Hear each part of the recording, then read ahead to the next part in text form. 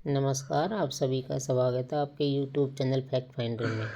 आज हम आपके लिए DSSS की परीक्षा जो 6/9/2021 को सामाजिक विज्ञान के शिफ्ट 3 में मेल कैटेगरी की संपन्न हुई थी, उसके प्रश्न पत्र पर डिस्कस करेंगे। इसके पहले 4 भाग पर हम डिस्कस कर चुके हैं। आज भाग 5 पर डिस्कस करेंगे। भाग 5 में 10 क्वेश्चन रहेंगे जो आपकी स्क्रीन पे इस प्रकार से रहेंगे। भाग 5 प्रश्न 1, भारत के राष्ट्रपति के रूप में निर्वाचन के लिए अर्हता प्राप्त करने के लिए न्यूनतम आयु कितनी होनी चाहिए? ऑप्शन ए 35 वर्ष, बी 45 वर्ष, सी 40 वर्ष, डी 55 वर्ष। आपका राइट आंसर ए। भारतीय संविधान के अनुच्छेद 52 में राष्ट्रपति पद का प्रावधान राष्ट्रपति का भारत का मुख्य प्रमुख होता है, वह भारत का प्रथम नागरिक है। इसके लिए 35 वर्ष आयु होनी चाहिए। वह भारत का नागरिक हो, वह 35 वर्ष की आयु पूर्ण कर चुका हो, वह संघ सरकार में या किसी राज्य सरकार में या किसी स्थानीय प्राधिकरण में अथवा किसी सार्वजनिक प्राधिकरण में लाभ के पद पर न हो। यह भारत के राष्ट्रपति के लिए योग्यताएं निर्धारित की गई हैं।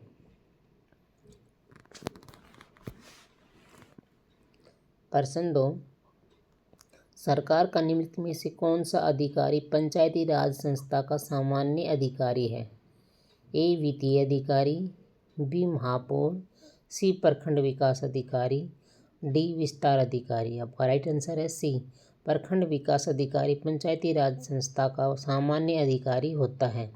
वीडियो अधिकारी वह होता है जो लोगों के सार्वजनिक विकास से संबंधित सभी कल्याणकारी योजनाओं को लागू करता है। प्रश्न 3, भारत के महान्यायवादी के संदर्भ में निम्नलिखित में से कौन सा कथन सही है? एक, महान्यायवादी को भारत के राज्य क्षेत्र में सभी न्यायालयों में सुनवाई का अधिकार होगा। 2, महान्यायवादी का पारिश्रमिक राष्ट्रपति निर्धारित करते हैं। आपका राइट आंसर है डी, दोनों ही सही हैं। संविधान में अनुच्छेद 76 भारत के महान्यायवादी के पद की व्यवस्था की गई, वह देश का सर्वोच्च कानून अधिकारी होता है। प्रश्न 4, नेपाल और बोल्विया के राजनीतिक संघर्ष के संदर्भ में निम्नलिखित में से कौन सा कथन सही है? एक, नेपाल में आंदोलन लोकतंत्र की स्थापना के लिए था, जबकि बोल्विया में संघर्ष में एक निर्वाचित लोकतांत्रिक सरकार पर दावे शामिल थे। 2, नेपाल का संघर्ष सफल रहा, जबकि बोल्विया का संघर्ष असफल रहा। आपका राइट आंसर है सी। नेपाल में चले आंदोलन का लक्ष्य लोकतंत्र को स्थापित करना था, जबकि बोल्विया के जनसंघर्ष में निर्वाचन से संबंधित था।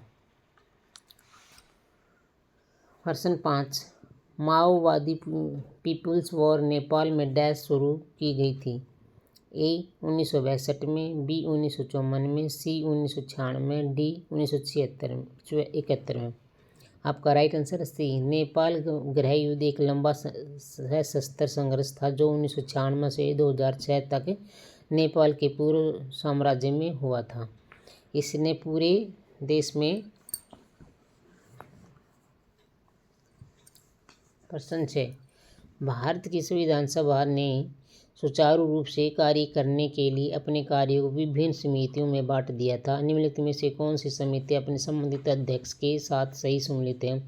Union power committee Jawaharlal Nehru, संचालन समिति राजेंद्र प्रसाद, संयुक्त शक्ति समिति सरदार वल्लभ भाई पटेल। आपका राइट आंसर है बी 1 और 2। प्रश्न 7, उच्चतम न्यायालय के अधिकारियों और सेवकों की नियुक्तियां डैश करते हैं? ए भारत के प्रधानमंत्री, बी भारत के महान्यायवादी, सी भारत के मुख्य न्यायमूर्ति, डी भारत के राष्ट्रपति। आपका राइट आंसर सी। भारत का सर्वोच्च न्यायालय भारत का सर्वोच्च न्यायिक निकाय है तथा संविधान के तहत भारत गणराज्य का सर्वोच्च न्यायालय है। भारत का मुख्य न्यायाधीश सर्वोच्च न्यायालय का प्रमुख और मुख्य न्यायाधीश होता है। प्रश्न 8, भारतीय संविधान की 6ठी अनुसूची कुछ राज्यों के जनजातीय क्षेत्रों के प्रशासन के लिए प्रावधान प्रदान करती है। निम्नलिखित में से किस राज्य का उल्लेख उस अनुसूची में नहीं है? A Mizoram, B Arunachal Pradesh, C Assam, D Meghalaya. Right answer B. भारतीय संविधान की 6ठी अनुसूची के तहत पूर्वोत्तरों के 4 राज्य असम ने मेघालय, त्रिपुरा, मिजोरम में स्वायत्त जिला परिषदों की स्थापना की गई थी। प्रश्न 9, भारतीय संविधान के निम्न में से कौन सा अनुच्छेद सम्मिलित है? 1, अनुच्छेद 56 राष्ट्रपति के पदावधि से है।